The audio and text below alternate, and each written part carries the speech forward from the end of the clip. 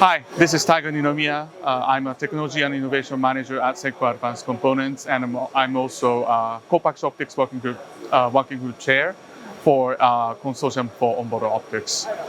Today, we are at the DesignCon 2022, and we're showing the fiber optic interconnect for next generation products.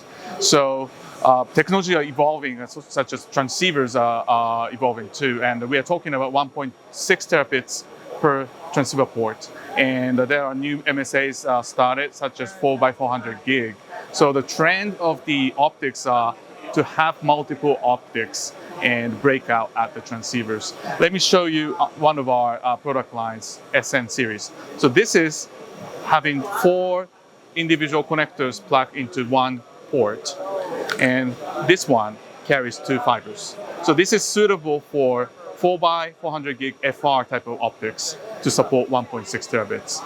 And when it comes to parallel optics, we also released this SNMP Series that carries one connector, has the 8 to 16 fiber per connector. So you can break out 4 DR4 optics. So this will also support the 1.6 terabits transceiver market. So overall, we are showing some of the support products in terms of the fiber optic connectors, and we are showing 4x breakout application using SN product line. Thank you very much.